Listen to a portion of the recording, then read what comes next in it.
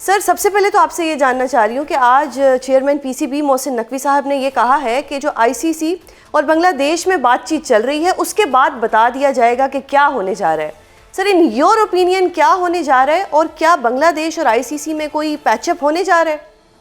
बहुत बहुत शुक्रिया सुजैन। दरअसल मामला ये है कि कल जिस तरह से एक मीटिंग हुई, आईसीसी के डेप्टी चेयरमैन इमरान ख्वाजा आए, फिर बांग्लादेश क्रिकेट बोर्ड के प्रेसिडेंट अमीनुल इस्लाम और पाकिस्तान क्रिकेट बोर्ड के चेयरमैन मोहसिन नकवी मौजूद थे।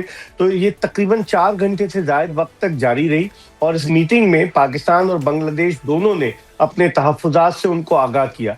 अब इमरान ख्वाजा साहब गए वापस दुबई। अब वो जो है आईसीसी के चेयरमैन जय शाह को साहब को और बाकी आईसीसी के लोगों को ये सारी चीजें पेश करेंगे और आईसीसी उस पर क्या रिएक्ट करता है, उसके बाद he'll come back to Pakistan cricket board Pakistan cricket board को वो बताएंगे और फिर उसके बाद कोई फैसला होगा।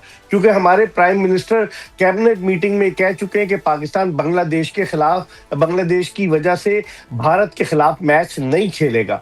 तो ये बहुत सारी वजूहात हैं। अभी आइंदा 24 से 48 घंटे अहम है।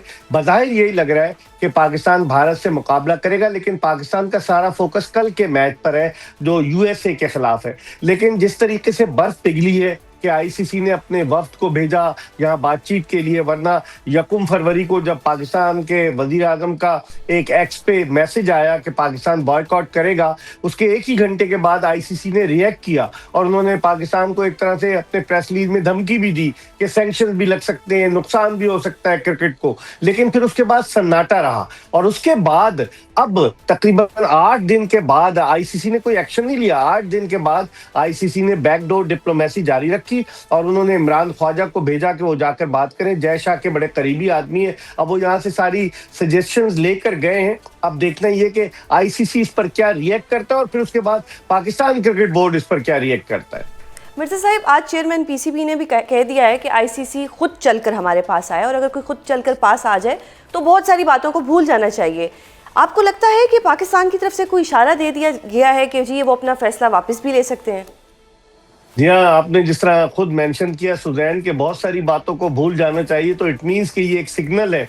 और मेरे भी जो जराए वो ये बताते हैं कि 15 फरवरी को पाकिस्तान भारत के मैच होने के 80% इम्कानात हैं कि पाकिस्तान भारत एक दूसरे से टकराएंगे इतवार वाले दिन। तो आप देखते हैं क्या होता है, क्योंकि अभी हमें अपने आप को भी तो सामने रखना है ना कि हमारी हुकूमत कह चुकी है कि हम नहीं खेलेंगे, उसके बदले में आईसीसी हमें क्या दे रहा है, आईसीसी बांग्लादेश क्रिकेट बोर्ड को क्या दे रहा है। वो पाकिस्तान क्रिकेट बोर्ड ने रिक्वेस्ट की आईसीसी से कि बांग्लादेश को कंपनसेट किया जाए, जो उनकी पार्टिसिपेशन फी है वो दी जाए और उनके जो एनुअल फंड्स हैं उसको कटौती ना की जाए। उन्होंने पाकिस्तान ने बड़ी उनको तजावीज पेश की और फिर 2031 का जो 50 ओवर्स का वर्ल्ड कप है वो भारत और बांग्लादेश में होना है। तो पाकिस्तान क्रिकेट बोर्ड ने ये तजवीज भी पेश की कि कंपनसेशन के लिए बांग्लादेश को ज्यादा मैचेस दिए जाएं और पाकिस्तान के मैचेस जो है वो बांग्लादेश में कराए जाएं। सही। तो सर, आपको लगता है कि आईसीसी जो है वो बांग्लादेश को कंपनसेट करेगा? बज़ाहिर यही लग रहा है। देखें, बांग्लादेश ने सुजैन जो खामोशी इख्तियार की थी कि जब उनको बाहर कर दिया गया T20 वर्ल्ड कप से, स्कॉटलैंड को ले आए, तो बांग्लादेशी क्रिकेट बोर्ड ने कोई ज्यादा शोर नहीं मचाया। उन्होंने एक्सेप्ट कर लिया आईसीसी के इस फैसले को, जिसको आईसीसी ने भी, जो उनके मुझे जराए बताते हैं, एक्नॉलेज किया। लेकिन अब देखना ये है कि बांग्लादेश क्रिकेट बोर्ड के हवाले से आईसीसी क्या करता है, क्योंकि एक विमेन का भी वर्ल्ड कप होना था जो बांग्लादेश के हालात की वजह से दुबई शिफ्ट हो गया। तो बहुत सारी चीजें हैं। अब आईसीसी एक ऐसी बंद गली में जा चुकी है कि जहां से उसको एक ना एक फैसला करना होगा। अगर पाकिस्तान इंडिया का मैच नहीं होता तो फिर जो माली नुकसान होगा वो आईसीसी, न सिर्फ आईसीसी को बर्दाश्त करना पड़ेगा बल्कि एसोसिएट ममालिक को भी बर्दाश्त करना पड़ेगा, जिनकी जो फंडिंग है वो आईसीसी करती है। तो बहुत सारी चीजें। जय शाह साहब खुद तो सामने आ नहीं रहे। उन्होंने इमरान ख्वाजा को भेजा जो उनके बड़े करीबी साथी हैं, सिंगापुर क्रिकेट एसोसिएशन के वो चेयरमैन है और उसके अलावा वो लॉयर भी हैं और वो बड़े मशहूर हैं कि डिस्प्यूट रिजॉल्व करने के लिए एज अ लॉयर उन्होंने खासी शोहरत हासिल की है। तो अब देखते हैं कि क्या सूरत हाल पैदा होती है। सही सर, अब जो यूएई और श्रीलंका क्रिकेट बोर्ड का कितना प्रेशर था पाकिस्तान को इन्फ्लुएंस करने में? देखें, यूएई का तो प्रेशर तो इसको नहीं कह सकते, लेकिन ये जरूर था कि उन्होंने इनको यकीन दहानी कराई कि 3 मार्च 2009 के बाद से जब श्रीलंकन टीम पर गद्दाफी स्टेडियम लाहौर के बाहर अटैक हुआ, तो मुत्तहदा अरब अमारात ने अपने स्टेडियम दिए। पाकिस्तान के सारे मैचेस 2009 से 2015 तक वही होते रहे। तो उन्होंने इस बात को भी याद दिलाया, क्योंकि वो भी एसोसिएट मुल्क है यूएई, उसकी भी फंडिंग की कटौती होगी। और श्रीलंका की जहां तक बात है कि श्रीलंका टूरिज्म, जब से वो बैंकरप्ट हुआ उसके बाद से टूरिज्म की वजह से श्रीलंकन इकोनॉमी चल रही है।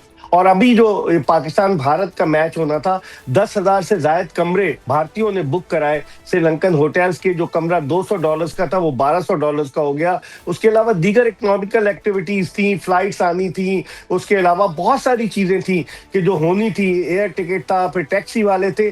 तो इकोनॉमिकली श्रीलंका को झटका लग रहा था। तो उन्होंने रिक्वेस्ट की, खत लिखा कि जी हमें भी इकोनॉमिकली बड़ा प्रॉब्लम होगा, तो आप प्लीज कंसीडर करें। और उन्होंने उसमें यह भी याद दिलाया पाकिस्तान को कि जब श्रीलंकन टीम पर अटैक हुआ था उसके बावजूद श्रीलंका ने अपनी टीम पाकिस्तान भेजी। और गुज़िश्ता साल नवंबर में जब इस्लामाबाद में एक बम धमाका हुआ था कचहरी के बाहर, तो श्रीलंकन टीम पाकिस्तान के दौरे पर थी। कुछ खिलाड़ी वापस जाना चाहते थे, तो श्रीलंकन क्रिकेट बोर्ड ने याद दिलाया कि हमने, और मोहसिन नकवी साहब ने श्रीलंकन हाई कमिश्नर से बात की और उसके बाद श्रीलंकन टीम का टूर जारी रहा। तो उन्होंने ये बात भी याद दिलाई कि हम आपका भी साथ देते रहे, इस वक्त आप हमारी इकोनॉमी को देखें, हमारा भी साथ दे। तो बड़ी ट्रिकी सिचुएशन है। अब देखिए आइंदा आने वाले दिनों में क्या होता है। सही सर, आपने कहा कि 80% चांसेस हैं मैच होने के।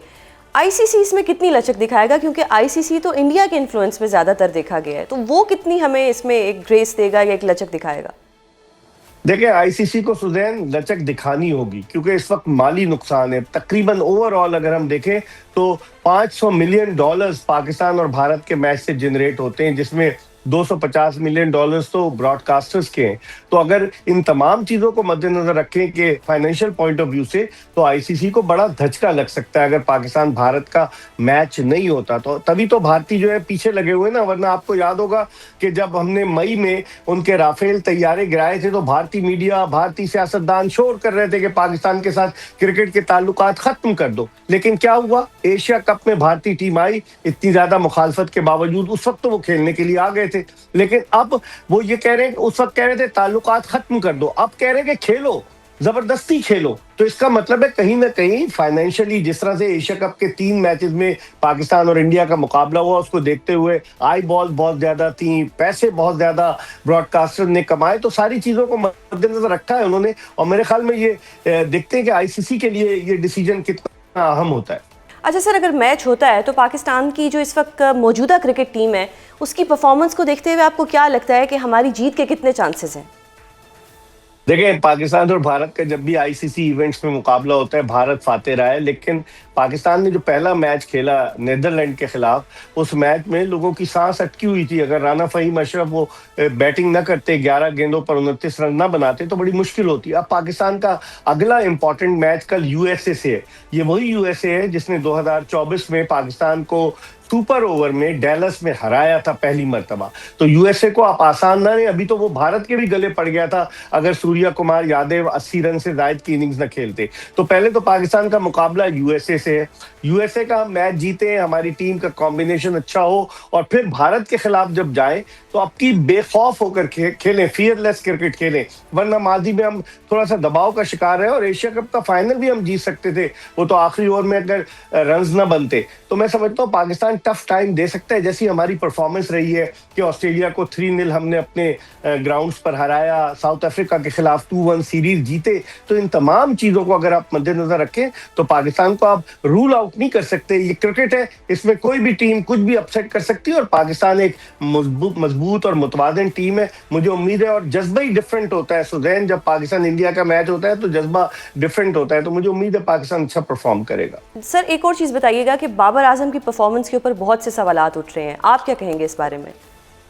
देखिए बाबर आजम 2015 में इंटरनेशनल क्रिकेट में आए, लेकिन इस वक्त वाकई में वो आउट ऑफ फॉर्म है। एक तो उनका नंबर जो है 1 डाउन से वो 4थे नंबर पर आ गए, फिर वो उनका स्ट्राइक रेट का प्रॉब्लम है, फिर जो बिग बैश में वो खेले, बिग बैश में भी उनका स्ट्राइक रेट का प्रॉब्लम रहा। ऑस्ट्रेलिया में रन सिर्फ 250 उन्होंने किए। तो इन तमाम चीजों को मद्देनजर रखते हुए बाबर आजम जैसा खिलाड़ी पाकिस्तान में बहुत कम सुपरस्टार पैदा हुए। बाबर आजम यकीनन 2015 से 2025 तक 10 साल के अरसे में उन्होंने रूल किया या इंटरनेशनल क्रिकेट की रेटिंग्स पर भी। तो मैं समझता हूँ कि मेंटली वो थोड़े डिस्टर्ब हैं। अगर उनको एक आध मैच में आराम करा के किसी और को मौका दिया जाए और बाबर आजम अपना फुल फोकस करें, तो कोई वजह नहीं कि वो पाकिस्तान के लिए कारनामे सर अंजाम ना दे सके।